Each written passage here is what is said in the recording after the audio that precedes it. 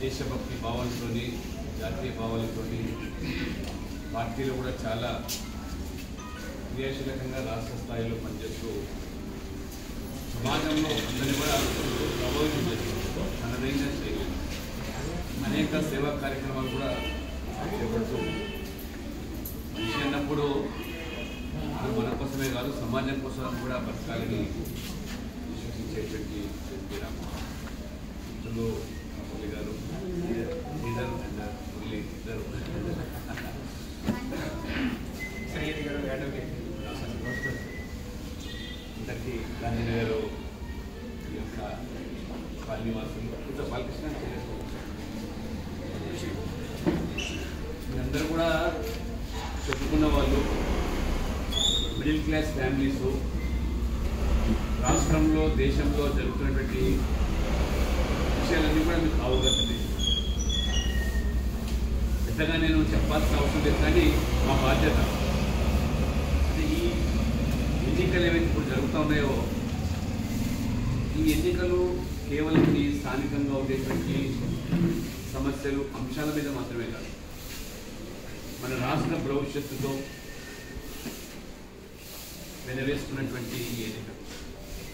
దేశ ప్రజల భవిష్యత్తు కూడా ఇది ముడిపడి ఉంది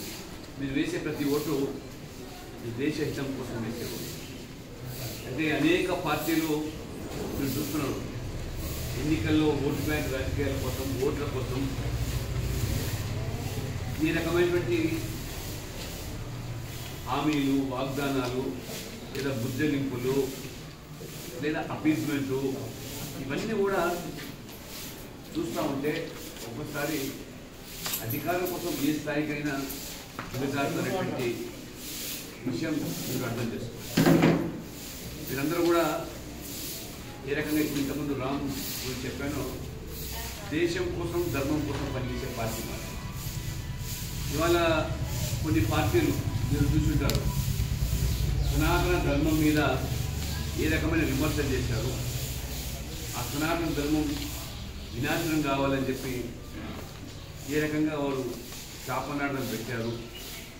అటువంటి పార్టీలకు వత్తాసు పలుకుతున్నటువంటి పార్టీలు ఎవరు వ్యక్తులు ఎవరు అని మీకు తెలుసు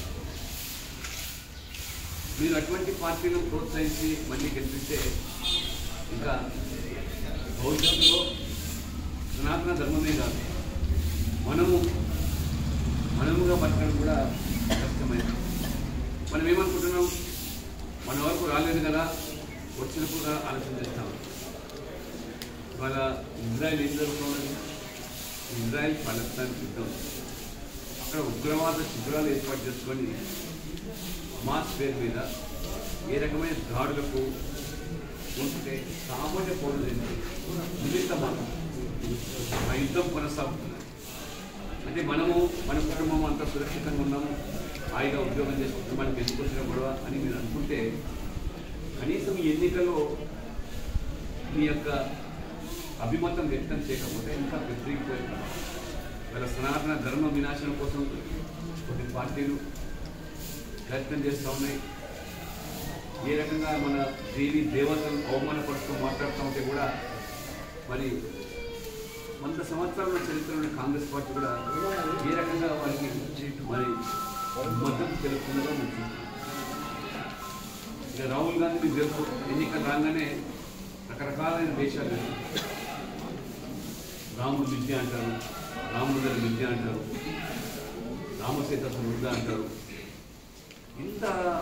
దేనికోసం ఓట్ల ప్రకృతి కోసం అవతల వాళ్ళ మెప్పు కోసం మైనార్టీల మేలు కోసం వాళ్ళు చేసే కుట్రలు చివరికి దేశ భద్రతకే ప్రమాదం మార్చేది అసలు మీ పిల్లలంతా కూడా బయట చదువుతున్నారు కొంతమంది ఉంటారు అమెరికాలో లండన్ పరిస్థితి ఏంటి చూసుంటారు లండన్లో ఏం పరిస్థితి కెనడాలో ఏం జరుగుతున్నది ఏ రకంగా మన దేశానికి వ్యతిరేకంగా అక్కడ కుట్రలు జరుగుతున్నాయి ఏ రకమైన వాతావరణం జరుగుతుంది లండన్లో మరి ఈ మతోన్మాదులు అక్కడ చేరి తమ యొక్క మరి జనాభాను పెంచుకొని ఆ ప్రభుత్వానికి సవాల్ విసురుతాం అక్కడ ఉన్నటువంటి పౌరులకే సవాల్ విసురుతాం వాళ్ళ చేతుల్లో లేకుండా కాబట్టి ఇటువంటి చర్యలు భవిష్యత్తు అటువంటి చట్టాలు ఇవాళ మేము మన సీఎం గారు అడుగుతాం